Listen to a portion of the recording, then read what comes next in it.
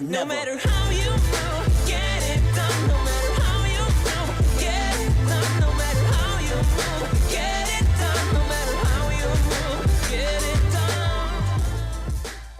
Okay, people, so a few days ago, I was upset. I was pretty peeved, to say the least, after getting the results of the Boruto character popularity poll. Because in the Boruto character popularity poll, while a particular character that we're going to be, indulging in talking about in this video was within the confines of it, ultimately he was out of the top 5, and to be honest with you, I feel as though the Boruto Naruto Next Generations franchise as a whole has been immensely carried by this particular individual, and I'm talking about, yeah, you know who it is, Kawaki. Like, don't get me wrong, there's a lot of interesting stuff about the Boruto anime. There's a lot of interesting stuff about Boruto in general, between Kara, the Karma, a lot of different things, but in particular, ever since the introduction, at the very least on the anime side of things, to, Kawaki as a character and whatnot, Boruto has really been just on another level. It's really stepped it up in many different aspects. So when we got the character popularity poll results, and I was like, wait a minute, hold on, this can't be right now. No. They playing with me. They playing with me, fam. They playing with me. Because they had Kawaki at number 7 in the top 10, and ultimately had other characters, which, it is what it is a character popularity poll of, like, people,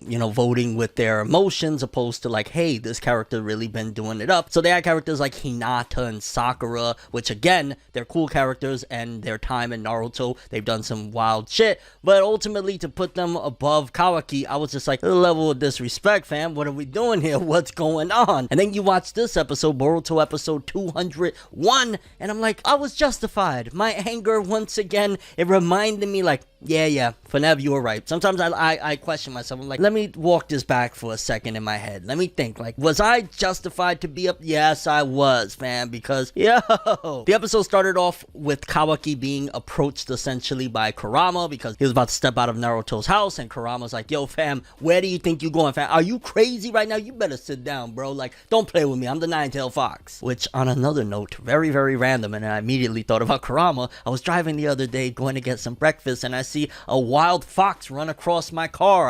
I'm not even gonna lie, I was scared for a moment because it was like really roughed up. It looked like it just had a battle with another animal or some shit, like it was missing fur and everything, but I was like, god damn, Kurama is a sign, huh? But anywho, Kurama begins to sit Kawaki down and essentially give him the history of Naruto, because Naruto could say all these different things, but that's just one account, right? Like, a lot of people, especially somebody that is very mistrusting, like Kawaki, he's gonna be like, yeah, Naruto, okay, yeah, you've been through some shit, you ain't been through what I've been through. So to hear from this demon fox that is talking via chakra, just popping up out of nowhere and saying, yo, let me tell you a little bit of something, let me make you watch the legendary OG Naruto. Like, Kawaki essentially watched Naruto right before our eyes. Like, we watched an episode of a character watching the episodes of Naruto.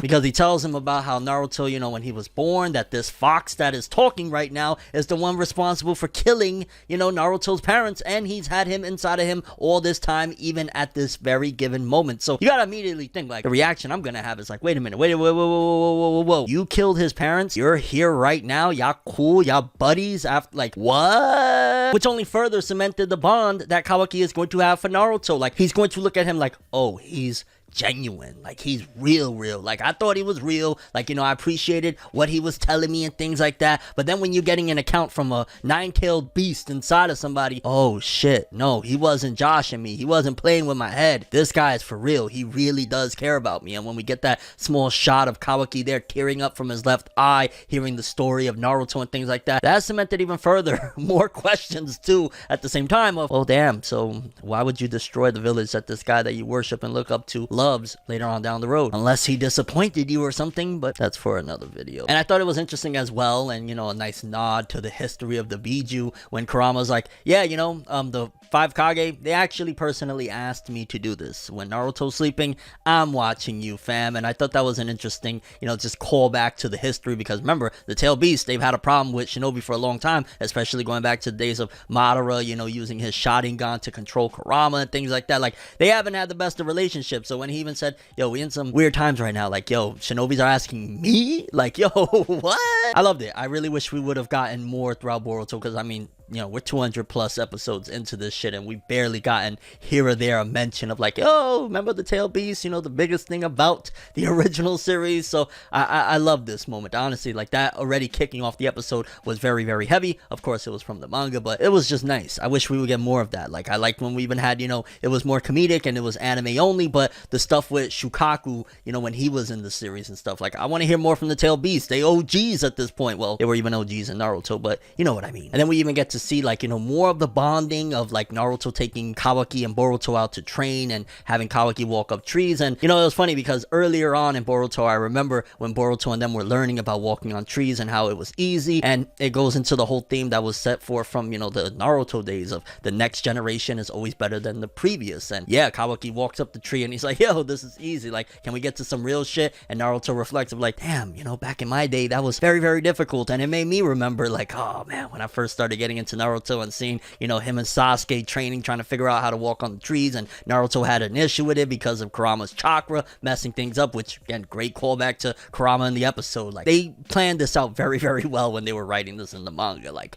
yeah, real awesome stuff. And we even got in the episode Sarada training with the Chidori yet again. Like, yo, shout outs to Sarada. I don't know, maybe it's just me, but Sarada, very, very awesome. One of my favorites of the Boruto series. Like, I just love seeing it. Every time I get a little reference back to her, I get to see her training, her relationship with Sasuke. Hell, even she made Sakura a better character, yo. Like, just shout outs to Sarada in general, and seeing her train with the Chidori. Like, yeah, I want more epic moments for Sarada as well. Like, I love that the anime does what the manga doesn't, and that's, you know, focusing on characters like Sarada. Then on the flip side of things, we got like the other parts of, you know, the story going on with Shikamaru and Sai, and how Shikamaru still don't trust Kawaki, which Shikamaru has really set into his role as Naruto's right-hand man, doing the things that, or even thinking the things that Naruto won't think, can't think, and that's like a lot of that mistrust. Like, you know, Naruto, you could argue is naive. He just wants like, yo, this kid reminds me of me, like, we're not gonna do that. Shikamaru's gonna play like the Danzo, so if Naruto's like the Sarutobi, Shikamaru's gonna play like the Danzo. You could argue Sasuke plays that role as well, but Sasuke is more so of the muscle. Like, yeah, I still have my doubts about this kid. We don't know shit. And then seeing Sai as well, and how Sai sent Sasuke out to go check out that information that they got of those coordinates, because he's the only one that could go there. Personally, when I heard that, I was kind of like,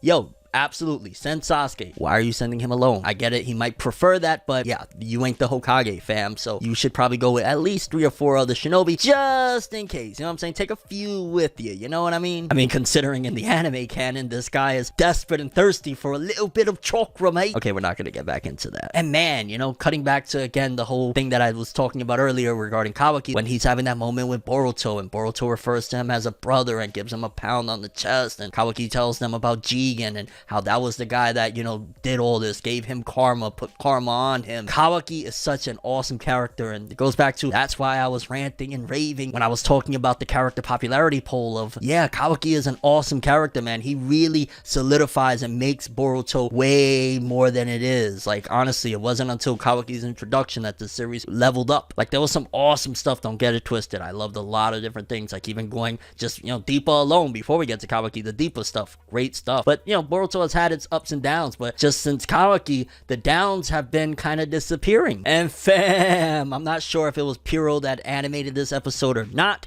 but the Boro stuff, I was saying for years now at this point that when the anime gets to this, they gotta expand on Boro, because in the manga, I'll say it again, I said Boro was fucking boring, and thank goodness that the anime, they've taken up the call, fam. They've really stepped it up, because the expansion, yet again, his cult is growing, even though he's basically bamboozling and tricking them, and honestly, it feels like there's a certain level of social commentary about what's going on in the real world, but we're not gonna get into that. And it was like, yo, it gave me a little bit of just a small speck of chills when he's there talking about, yo, we're gonna get the infinite Tsukuyomi, and it's gonna be under the Otsutsuki. I was like, yo, this is awesome. Not only do they love to draw, and you know, the way they make the Boro scenes look just great, like, yo, it's really impactful, and it's just, yeah, honestly, the Boruto anime, they just keep on stepping it up, and I also gotta say, a lot of that is due to Kawaki. But I'm very curious what you guys thought. For starters, if you've seen episode 201, how did you feel about the scenes with Kawaki and Kurama and learning about Naruto. Basically, Kawaki watching OG Naruto, 135 episodes in a few minutes. Your thoughts on the Boro scene, Sasuke, what the hell is he about to witness over there? Which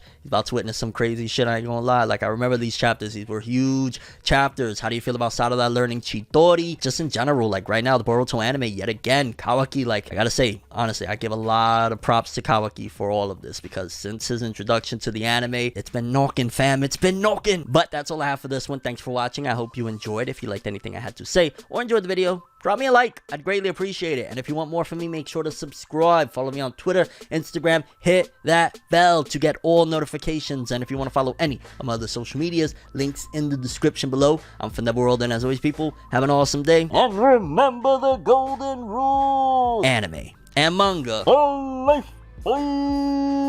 Have an awesome day. Peace in. And yo, one more time for the good.